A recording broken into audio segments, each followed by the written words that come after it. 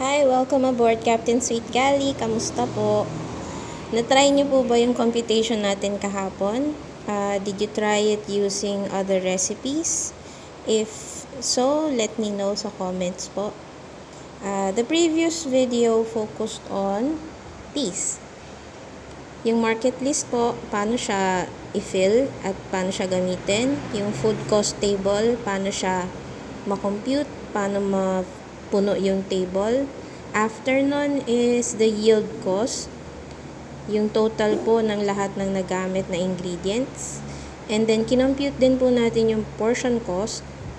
And we touched rule of thirds in pricing, also known as rule of thumb. So, just to recap, we had a market list yesterday for sugar dough. Okay. Kung inyo pong mapapansin yung nakalist na ingredients doon sa featured recipe requirements natin, meron po akong kulang na isang ingredient doon. So, once you identify that, please comment below and I'll PM you your price. Yep, yeah, meron po akong gift sa makakatuklas kung ano yung nawawalang ingredient ng sugar dough. Tapos po, we proceed to the food cost table and the yield cost. Na-compute natin, it was 170 pesos for that one batch. Yung yield po was 1.69 kilos. Okay? And then the portion cost was 4.05 per piece, na ang portion is 40 grams na cookie. Okay? So, I'm just recapping the previous video. I also featured there yung rule of thirds in pricing, which is also known as rule of thumb. So, that's 4.05 times 3. So, lumabas po yung price nung isang 40 grams na cookie was 12 pesos and 15 centavos. Okay? So, that's just to recap yung previous video. Ngayon po, I will be discussing the following. Bakit times 3? Why times 3? Ano yung food cost percentage? I also mentioned this kanina, in the previous video. And my shortcut ba yun? Okay? Tapos, maybe I can discuss later yung pros and cons ng shortcut pricing. Of which, I really don't recommend yung shortcut pricing. I'll discuss more on that later. Okay, so right now, ang i-discuss ko is why times 3 ang rule of thumb? Bakit hindi times 2? Kasi 'di ba pag times 2, ibig sabihin, kung magkano yung nagastos mo na food cost, dinoble mo lang yun, tas yun na yung price mo. May mga nagtanong po kasi sa akin, hindi po ba overpriced yun kasi times 3? Actually, hindi po. Mura po yun. Kasi, una, kunyari, ito po yung kabuuan ng selling price nyo. Yan. Buong-buo siya. Sorry, hindi siya perfect circle. So, i-divide natin yan by 3 kasi rule of thirds nga po eh. Ito po is 4.05, 4.05, and 4.05. Ito daw ay yung ginastos mo na ingredients. Okay? So, ano po ito? Ano po ito? Dito po, sa 4.05 na ito, na dinagdag mo sa price mo, dyan mo pwedeng kunin yung pamasahe mo. Okay. Diba? Yung oras mo na iginugol sa paggawa nung cookies na yon. Yung pangatlong 4.05, ito yung tinatawag natin na markup mo. Pag naipon mo yan, pwedeng yan ang gagamitin mong pondo para sa development mo sa bagong produkto. O development of new product, or ikaw mismo, development of skills mo. Okay? Pag ang ginawa nyo po is yung, halimbawa, 4.05 yung presyo nyo, tapos sabi nyo, okay na ako sa piso, 2 piso na tubo per piece. Hindi po siya rule of thirds. 'Di ba lalabas niyan kung piso o 2 piso yung tinubo nyo, 6 pesos nyo ibebenta. Lugi po kayo doon kasi may pamasahe pa kayo, yung oras nyo na ginugol doon, meron pa yung gas sa oven or yung electricity, yung tubig na ginamit nyo, panghugas ng lahat ng ginamit nyo, yung sabon na panglinis, all of the things na kailangan mong gawin para ma-produce yung product na yun. Pwede rin dyan pumasok yung packaging. Okay? To wrap each cookie, siguro you have like 1 peso and 50 cents. So, dito may ibabawas yun. So, minus na yun ng 150. So, matitira is 250 for the pamasahe, gas, and tubig. Diba? And then, yung 4.05, ito nga po yung markup natin. Hanggat maaari, hindi po natin yan gagalawin for the development of new product, development of your skills, and in the end, yan din po yung gagamitin yung pondo in case you're going to file for your government documents. Remember, you are starting out as a home-based business. But, if you're really keen on starting this as something na magiging bread and butter nyo as a family, makatulong sa family nyo for income, you'll be looking at this as a business, a future business na pwede nyong maasahan na matataguyod yung pamilya nyo. So, saan ka kukuha ng pang-tax mo, ng pang-file mo ng DTI, ng mayor? Dito yan. Sa 4.05 each of cookie. Okay? So, going back to the output natin kahapon, we had the dough totaling 1.69 kilos. 1.69 kilos. Nakaproduce siya ng 42 cookies. Sorry, sa sulat. Hindi kami bati ng ballpen, tsaka ng kamay ko ngayon. Anyway, so 42 cookies. I-multiply natin yan. So 42 cookies times, where is that? 12.15. Nabenta mo daw lahat yung 42 cookies mo. Magkano yon? 42 times 12.15. That's 510 and 30 cents. Okay? So, sa pinuhunan mo na ingredients na worth 170, meron kang 510 na benta. Ang tawag dyan, benta. Hindi yan kita. Okay? So, i-minus mo yan ngayon yung 170 na pinuhunan mo na ingredients. Minus 170. Lalabas po is 340. So, meron ka na ngayon pambayad ng gas mo, pambayad ng pamasahe mo. Yon. Diyan yan. And that is one batch. So, you add all of that, pwede rin ipapasok mo sa overheads mo if ever, eventually, you will be renting out a place.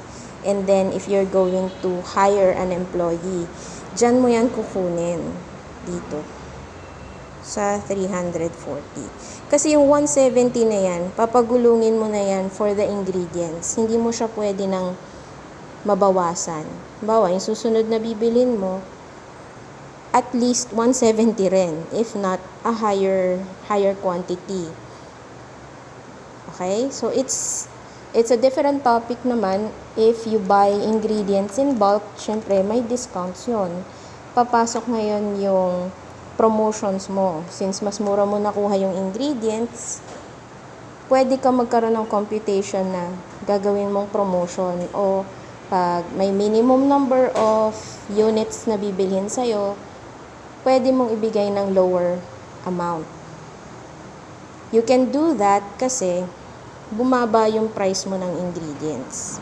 Or, you will be sacrificing some parts of your other thirds. Yung overhead mo at saka markup.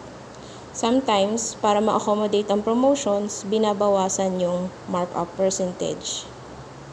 Nakukuha po.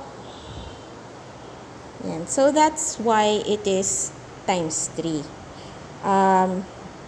If you would notice, this is a 40-gram cookie. Malaking cookie po ito for $12.15. And it's just a sugar cookie. Walang chocolate chips yan, walang oats, walang chocolate sauce, walang raisin, and everything. Natural, if you're going to do a different recipe, you'll be computing a separate food costing. Okay? So if you have questions, just comment below. And I'll see if I can answer. Maybe I'll answer it on the next video. Like this one po. Kasi I had PM na marami nagtatanong bakit times 3. So this I hope addresses those questions. Ano yung food cost percentage na na-mention ko before? Dito papasok yung rule of thirds din. So we will check this one. So it's 1/3, 1/3, 1/3. The whole price is 100%. Okay? Yung food cost percentage, pag rule of thirds ka, ang food cost percentage mo is 33%. Okay? For bulk items or pag yung sinasabi nga po natin, maramihan na benta, let's say, you're going to sell your product at least 100 pieces or at least 4 packs of 12 pieces ang orders mo. Yon. So, iba yung lumalabas na computation na mas bagay. Kasi po, mas marami kayong gagawin. And if you have a lot of products na kailangan yung pagbilhan ng ingredients, dadami po yung inyong required stocks at a time. Okay? And every day, you will be consuming ingredients. And every day, you will also be generating stocks for sale. Okay? Sulat ko lang po. Pag madami na tayong products, let's say, you have 3 kinds of cookies, 2 kinds of pastry bars. Let's say 3 kinds of cake loaves. Ayan, marami na yan. So that's 3, 6, 7, 8. These are 8 pastries. 8 products na ino-offer mo for sale. All of these, cookies, pastry bars, cake loaves, would require common ingredients like flour, butter. Halos pare-pareho naman yung ingredients niyan. Iba-ibang procedure lang po, di ba? You also have flour, and so on and so forth. So, ito yung mga bagay na kailangan lagi kang may stock sa kitchen mo. Okay? And that stock would supply all of these products na binibigay mo for sale. Okay? So, at any given time, let's say, ang asset mo is a total of, let's say, 3,000 at a time. 3,000 worth of all of this. 3,000 pesos worth of flour, butter, sugar, okay. And all the other ingredients. Meron ka laging 3,000 worth na stock. So, sa 3,000 na yan, kung 33% ang food cost mo, dapat, in effect, meron kang ipopromote na products na worth 9,000. Diba? 1/3 kasi siya eh. So, times 3, 9K. So, yung 9K na yan, magiging product mo. Ito yung paplanuhin mo ngayon kung anong product yung ibebenta mo na magtototal na worth 9K sa stock mo na 3K. Yan po yung rule of thirds. Pag namuhunan ka ng 3K, dapat ang sales mo would generate 9K. Are we clear? Just let me know po kung medyo malabo. So, representing the rule of thirds in percentage, Yun po yun. Food cost is 33%, 100% ang selling price. So, dito po, 9,000 yung 100%. 3,000, sorry. 3,000 yung 33%. Sorry. Iyan. Okay? Ngayon, meron tayong mga questions na paano ko po pepresyohan yung 100 pieces na cupcake, 400 pieces na brownies. Papasok din po tayo sa ganitong scheme. Let's say,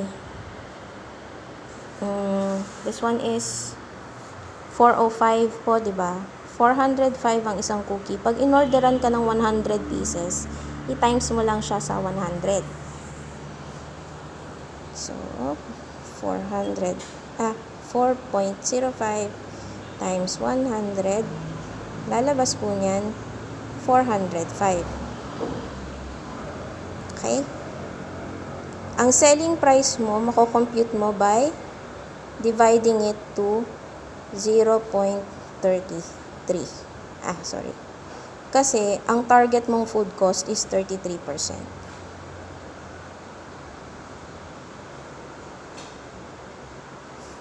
So, 4.05 divided by 0.33. 4.05 divided by 0.33.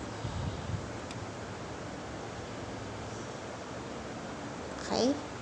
So, yan nga. 12.27. Tapos, imo-multiply mo siya by 100. Lalabas, yung selling price mo sa 100 pieces na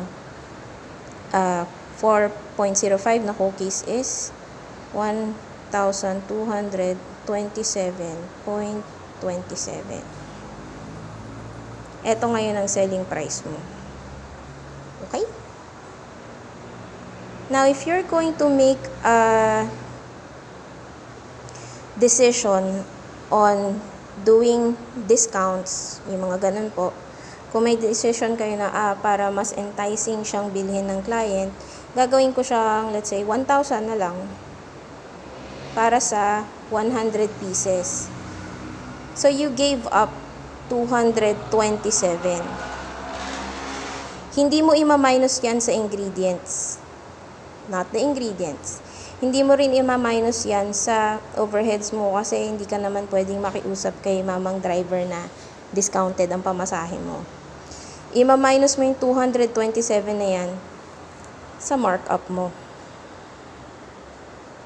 So, you decided to lessen your markup para mas enticing ang selling price ng product mo.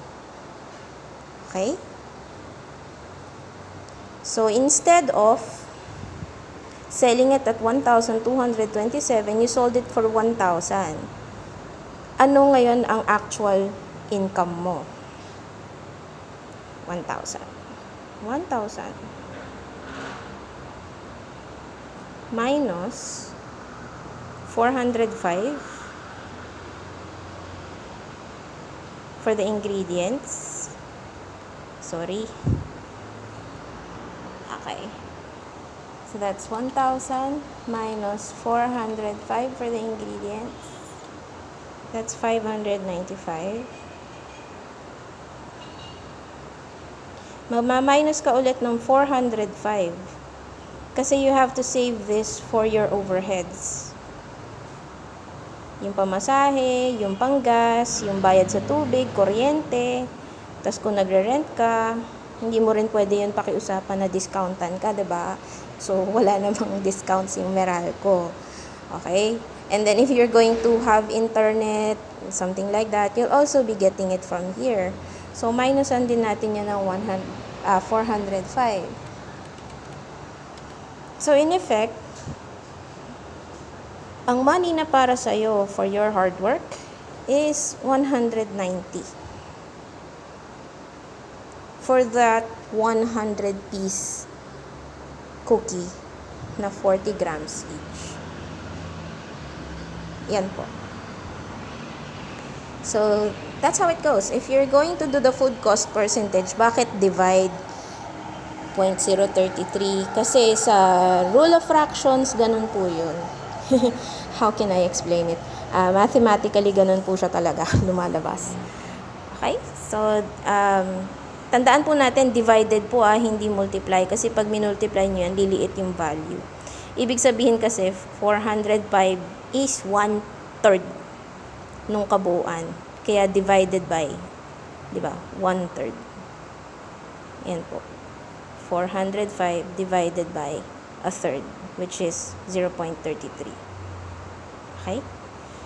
May mga decisions ang management na, okay, so for us to sustain and be competitive sa ating pricing, kailangan ang food cost percentage natin hanggang 40%.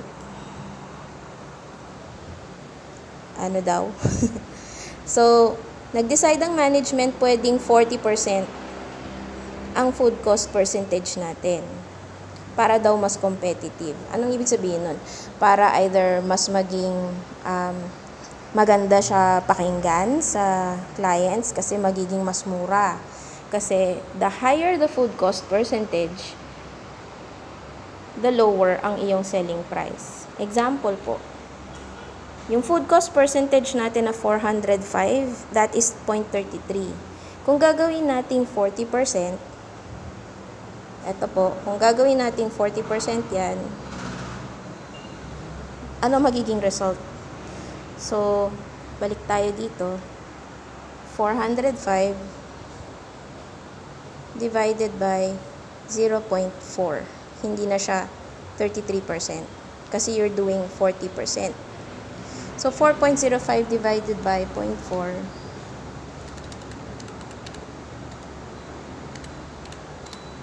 1,012.50. Yan. So, instead of 1,227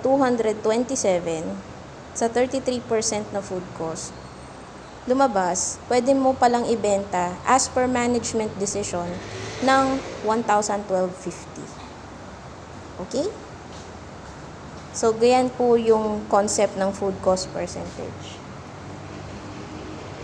There is also a mandate that say, pag umabot ka ng yung cross, ito naman po is for another video, yung cross-referencing sa actual food cost and the forecasted food cost. Pag yung management nag-forecast na pwede ng 40% ang food cost natin, tapos dahil maraming nasayang or natapon na ingredient or naiwan sa supermarket, umabot ang food cost mo ng actual food cost na 60%. Ibig sabihin, sobrang laki ng nagastos mo na ingredients, pero maliit lang yung benta mo.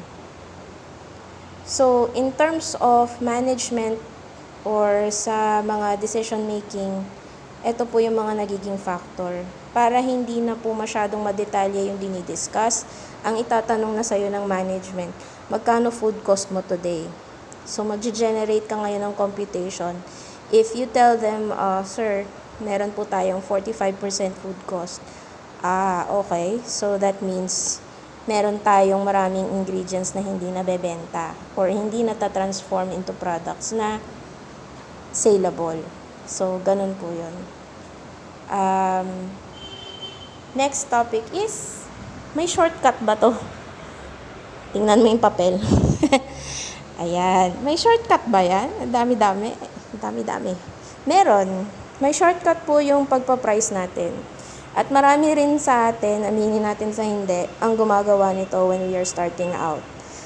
Let's say, gagawa ako ng chocolate cupcake. Tapos, binili ko yung ingredients, ginawa ko, and then for pricing, pag may nagtanong, magkano yan? Ang gagawin po ng iba is yung tinatawag na benchmarking.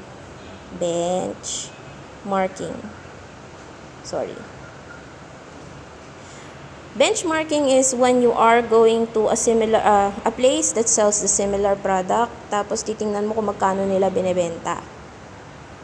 Ganun lang yan. Titingnan mo yung competition mo, magkano sila nagbebenta ng products nila, and you're going to visit at least 3 of this. Okay? Para ma-assess mo kung magkano siya talaga sa market. And then, doon ka magbabase ng pricing mo, at yung price na yon hindi mo na masyadong kinompute. Sa ganito, ito pala yung price niyan. So, ito na rin ang gagawin kong price ko. Or, bababaan ko yung price ko ng 5 piso para akong piliin. That's the shortcut. Of which I do not recommend. Nope. So, you have to make your own computation talaga para meron kang basehan kung talagang kumikita yung product mo. Kasi sila, nag-compute sila with different factors such as bulk buying ng ingredients, mas mura. Pero ikaw, kung magko-compute ka, tingi yung bibilin mo na ingredients, mas mahal. So, you cannot sell it at the same price na ino-offer nila. Unless you're willing to give up your markup. Siyempre, if you're going to enter a business, you have to enter a business thinking that it will earn you money. Kaya po business. So, pros and cons of shortcut pricing. Pro, mabilis, madali, okay. Marirelease mo kagad yung presyo. Makakapag-advertise ka kagad. Cons, it happens eventually. Marirealize mo, wala pala ako masyadong kinikita. And eventually, hindi ka rin makapag-adjust ng price agad kasi masasanay na yung clients mo na yan ang presyo mo. So, it will be harder for you to increase the price that would make your business sustainable. That's why some home bakers, may papasok. Anyway, that's why some home bakers end up burning out kasi when they do their pricing, they don't do the food costing. And this is very important. So, for now, I will end this video here. It's already 27 minutes. So, thank you for staying with me and putting up with the details on food costing. And keep in mind that if you have questions, you just ask. And don't forget po yung question ko kanina. Dun sa sugar dough na feature ko in the previous video, may kulang po akong ingredient doon. If you can guess what that ingredient is, just post it on the comments. First one to comment the correct answer, I will give a freebie. Thank you. Happy sailing.